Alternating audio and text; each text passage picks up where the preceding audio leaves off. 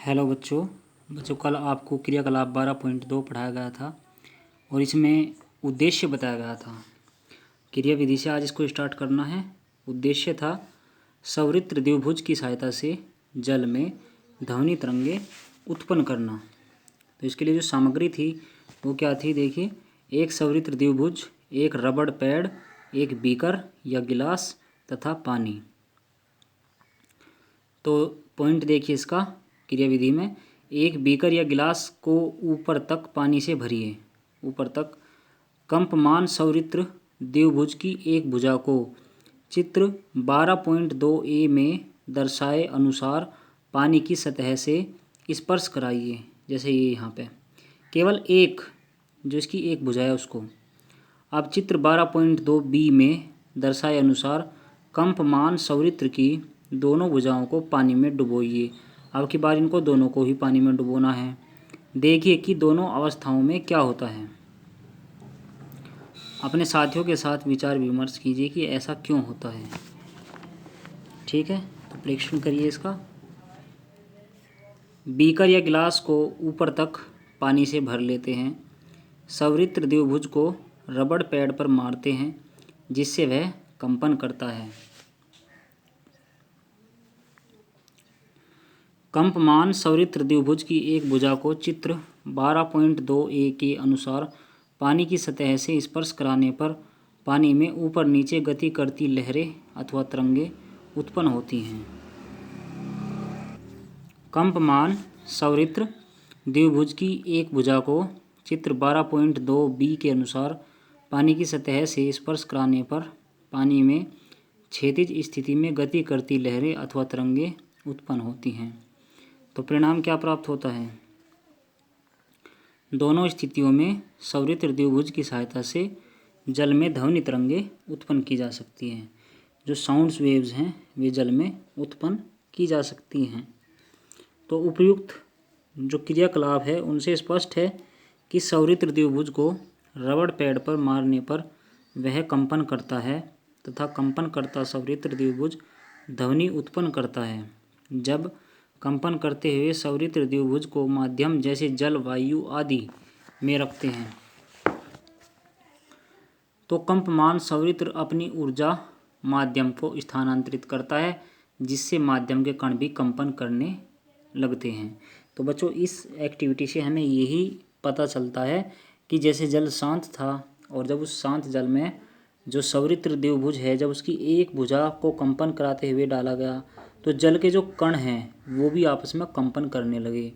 जब उसकी दोनों भुजाओं को डाला गया तो और ज़्यादा कंपन करने लगे क्योंकि अब की बार दो भुजाएं होगी। तो इस प्रकार से जो किसी भी माध्यम में अगर आप ये सवृत्र द्विभुज डालोगे तो उसी माध्यम के जो कण हैं वे आपस में कंपन करना शुरू कर देंगे। तो क्या हुआ, उसने अपनी एनर्जी ट्रांसफ़र कर दी। किसको? माध्यम को ट्रांसफ़र कर दी। जैसे यहाँ पे उसने अपनी एनर्जी जो गिलास में जो जल भरा हुआ है गिलास में उसको ट्रांसफ़र कर दी।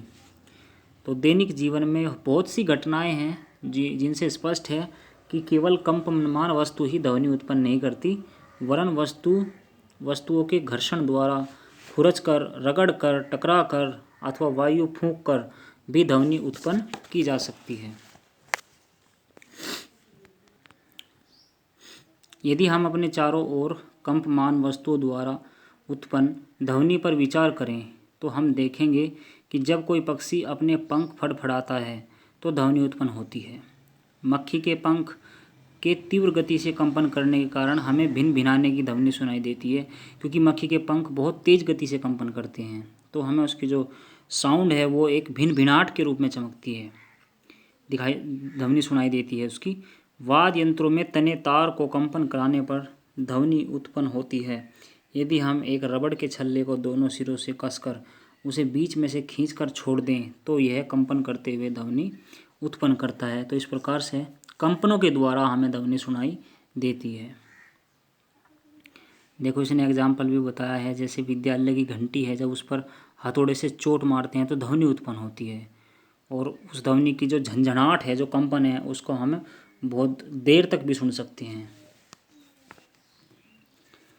देखिए, जब हम धातु की पतली पत्ती को कंपित करते हैं तो ध्वनि उत्पन्न होती है।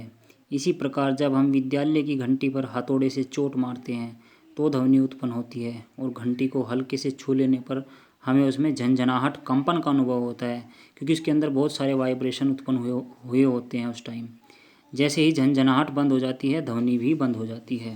तो इसका मतलब तो ये है कि कंपन के कारण ध्वनि माध्यम में आगे बढ़ती है। इसी प्रकार जब सितार के तार को अंगुली से दबाकर छोड़ते हैं तो वह कंपन करने लगता है और उससे ध्वनि उत्पन्न होने लगती है। जीवधारी अपने गले की वाक तंतुओं, झिल्ली को कंपित करा के मुंह से ध्वनि निकालते हैं। इस प्रकार यह निश्चित है कि ध्वनि उत्पन्न करने के लिए कंपनों की आवश्यकता होती है। बिना कंपनों के ध्वनि उत्पन्न करना असंभव है। अगर कोई चीज़ भी ध्वनि उत्पन्न कर रही है तो इसका मतलब ये है कि वो ध्वनि उत्पन्न करने से पहले कंपन उत्पन्न कर रही है, जिसके कारण वो ध्वनि उत्पन्न हो रही है। कुछ भी एग्जाम्पल आप इसका ले सकते हैं। नेक्स्ट पॉइंट है क्रियाकलाप 12.3। यहाँ से बच्चों आपको बाद में पढ़ाया जाएगा।